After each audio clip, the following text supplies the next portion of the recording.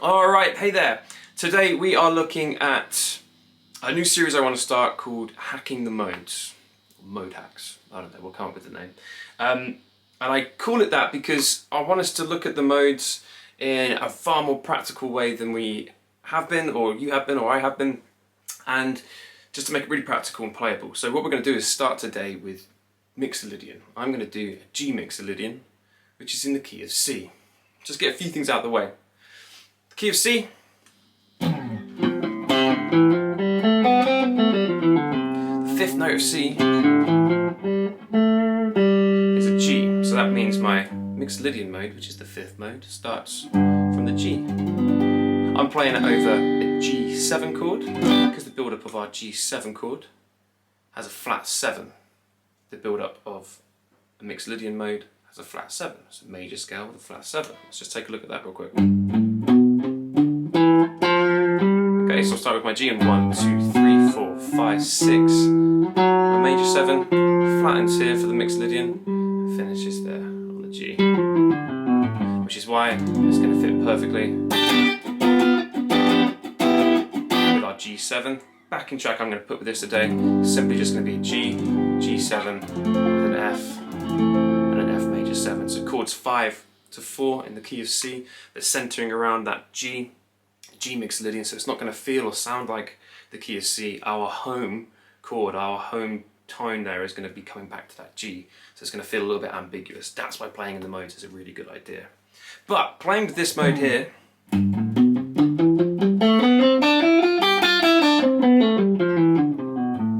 be a little bit restricting sometimes because I'm staying here within this block here, within this cage, which is great, and there's lots we can do with that. I've done sessions on that before. But let's just find a way to lay this out so we can shoot straight across the neck. Then we'll come up with some licks and a few ideas, and basically new places to start this scale. So, hacking this mode then. We're going to start by just finding a few G's on our neck. Number 1, fret 3 on our E string there is going to be our G. Let's take the octave above that, using our octave shape there with my 4th finger. So fret 5 on my D string is going to be a G as well, and I'm going to come to fret 8 on my B for a G2. The next one we're going to find is going to be fret 10 there.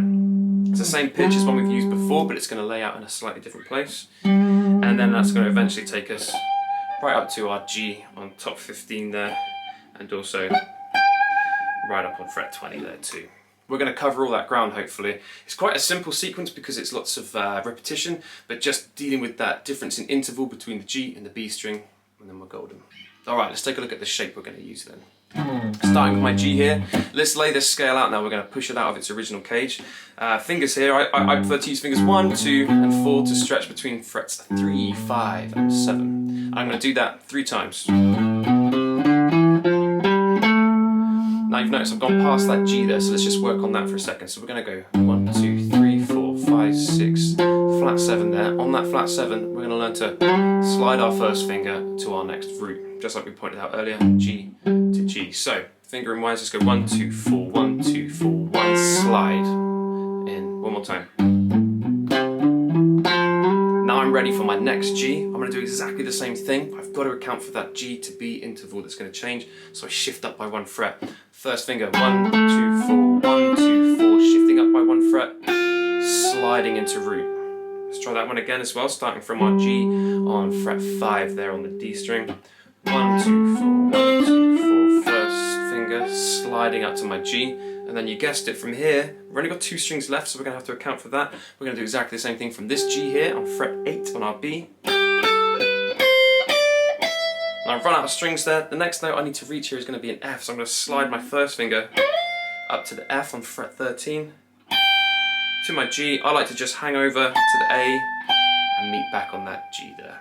Okay, all 3 parts together, nice and slow. Sliding. And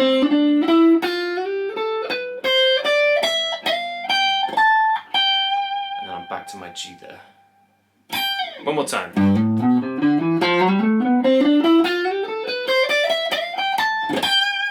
Now you see how far we've managed to reach there on the neck there. Right down from fret 3 and then fret 15, 16, 17, that kind of area there to reach our G. Once we're on the G there, if we know our original Mixolydian shape as well,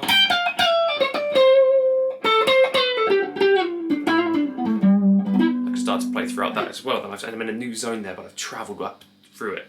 Okay, I'll give you some examples of what we can do with that in a moment. But let's just think then, we've got a little bit of space that's missing here. Yes, we're talking about the same pitch as our G here in 5th position. If we go on to fret 10 there on the A, we can do the same thing now and just reach into this. So if you find yourself improvising around this area, grab your G on fret 10, let's do the same thing. Fingers 1, 2, 4, 1, 2, 4, 1, slide into your next octave of G. Now here we're going from the G string to the B string, so it's a count for that interval, and we're going to hit a 1, 2, 4, sliding up a fret to that top F, sliding into the G from there.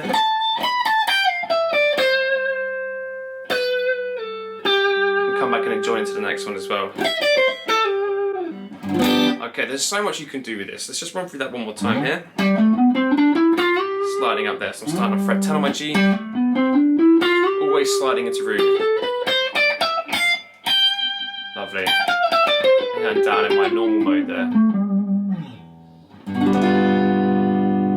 Alright, let's try it out. Alright, so back in track, as I said, it's just going to be a G7 going through to an F major 7, chords 5 to 4. I'm going to have a little play around, take some tips from this, we'll extract a couple of licks from it, okay? Alright! Nice slides back as well as forward. Mess around with that midsection.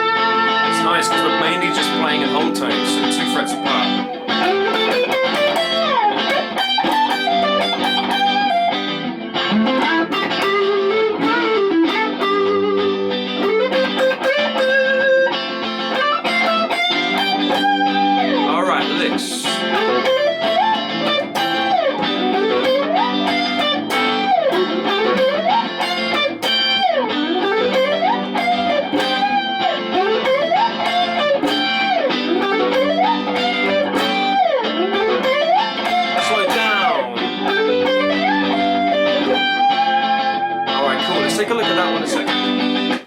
So what I've done there is I've started from my G on the B string there. I'm driving this a little bit through my tube screamer. Now, I'm not really a shredder as a player, if anyone that knows me or seen my videos, but I like to get a bit of speed, and these types of shapes are fantastic for it. Starting on that G there, just running the scale with quite a bit of speed, hammer-ons all the way through, and then sliding right up to my top A. Falling back to the F, coming down there to that D on the B string on fret 15, and a nice strike with a rake on that top G. One more, and slowly.